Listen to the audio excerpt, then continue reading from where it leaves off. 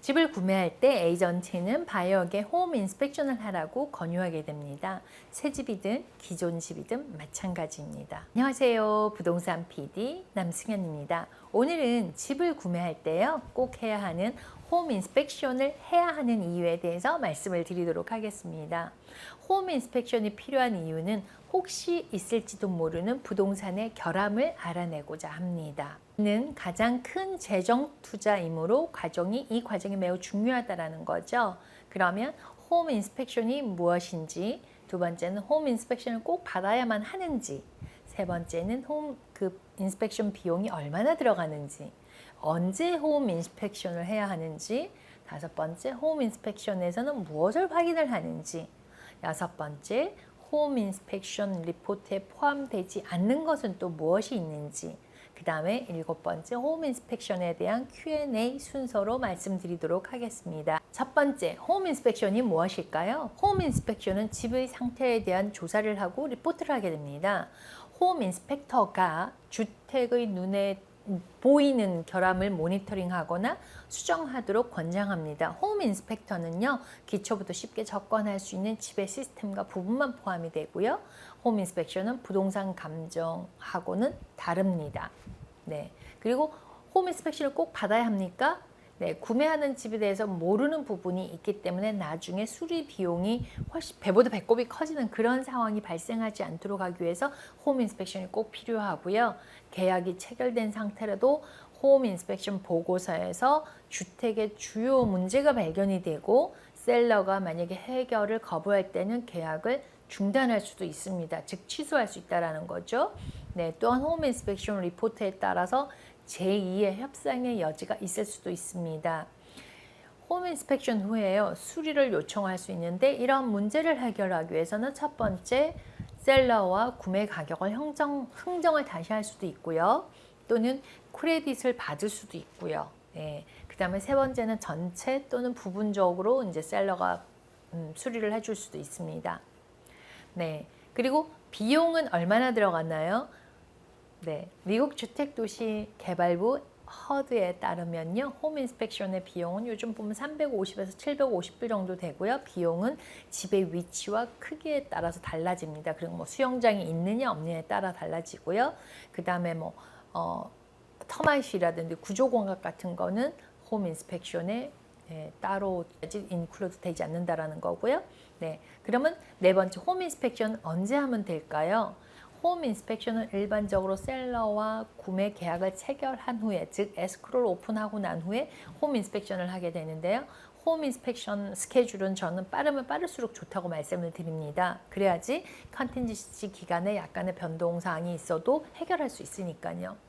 다섯 번째는 홈 인스펙터에서는 무엇을 확인을 하는지 궁금하시죠?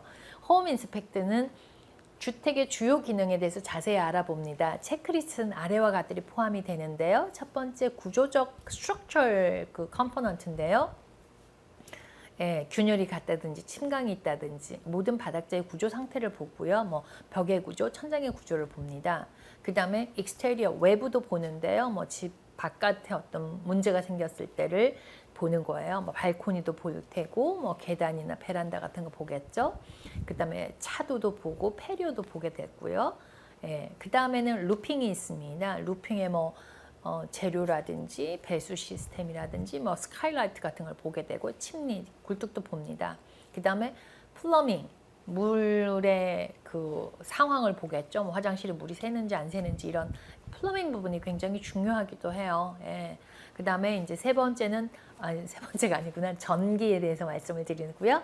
그 다음에 뭐 전기 패널이 어떻게 되어 있는지, 배선이 어떻게 되어 있는지, 그 다음에 시스템 뭐 과전류 방지를 위한 보호 장치가 있는지 이런 것들을 보게 되고, 그 다음에 스모크 알람을 체크하고요. 뭐 카본 모노옥사이드도 있습니다.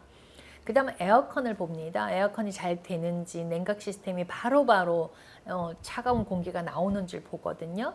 그 다음에 이제 내부 구성 요소로는 벽이라든지 천장 같은 걸 보게 되고, 뭐 키친은 카운터탑이나 캐비넷 상태 같은 걸 보기도 하고요. 네, 특히 이제 키친의 그 벤틸레이션 같은 것도 굉장히 중요한 부분이라서 꼭 확인을 하게 됩니다. 그리고 에틱 그 지붕 이렇게 보면 지붕 밑에 있는 곳 있죠. 애틱도 보게 되고 그다음에 뭐 세탁실이라든지 이렇게 여러 가지 보게 됩니다. 그러니까 A to G 다 보신다고 생각하시면 돼. 눈에 보이는 거.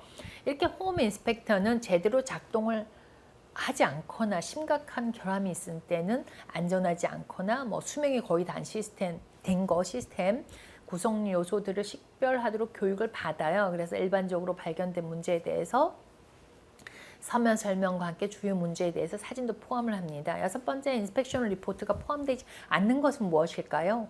홈 인스펙션 리포트에 포함되지 않는 것은 엔지니어링이라든지 뭐 아키텍처 같은 거라든지 토양 문제 같은 거는 포함되지 않습니다.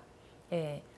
그러면 다음은 일반적으로 이제 홈 인스펙션에 포함되지 않는 항목들인데요. 쉽게 접근할 수 없는 시스템 상태, 특정 시스템이 얼마나 잘 작동되는지 라든지 발견된 결함의 원인이라든지 수리 또는 결정에 대한 수정 방법, 뭐 또 주택 시스템의 기능이라든지 건축 규정 또는 부동산의 시장 가치, 집을 사야 하는지 말아야 되는지 하는 의견, 뭐 패스트 컨트롤, 터메이크 같은 거, 그 다음에 가정에서 쓰는 뭐 시스템 운영 방법이라든지 토양 상태, 품질 이런 것들은 인스펙터가 말해줄 수가 없다라는 거고요.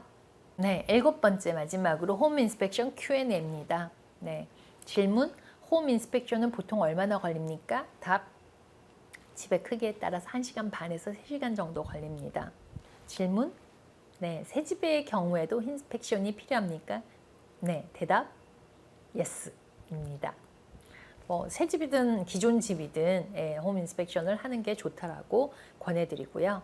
네, 그 다음에 Q라고 얘기할까요? 인스펙션 대신에 홈 워런티를 받아야 합니까? 답은 no입니다. 그러니까 홈 워런티는 집 수리 보험이고요. 인스펙션은 집의 상태를 체크하는 거기 때문에 달라요. 그 다음에 질문, 인스펙션을 할 때 참석해야 하나요? 네, 답은 네, 맞습니다. 그러니까 홈 인스펙션을 했을 때 바이어가 그 자리에 있어야지 그 집에 어떤 문제가 있는지 좀 더 쉽게 이해할 수 있고 그 홈 인스펙션 리포트 결과를 더 이해할 수 있기 때문에 꼭 참석하시라고 말씀을 드리고요. 그 다음에 질문, 융자를 받는데 대출을 받는데 홈 인스펙션이 필요합니까? 대답은 아닙니다. 예, 주택 가치를 보는 건 하지만 인스펙션은 포함이 되지 않습니다. 그 다음에 질문, 홈 인스펙션은 실패를 할 수 있습니까? 대답은 아닙니다. 홈 인스펙션은 집에 대한 합격, 불합격의 등급을 평가하기 위한 것은 아닙니다. 문제 해결을 하기 위해서요, 셀러와 협상 또는 뭐 거래를 중단한다든지 어떤 것이 더 나은지 결정을 해야 되는 거고요. 그 다음에 질문, 홈 인스펙션 후에 필수 수리는 무엇입니까? 네, 중요하죠. 대답은 그 홈 인스펙션 리포트에 표시된 문제를 처리하는 방법을 결정하는 것은 바이어하고 셀러하고 결정을 하게 되고요.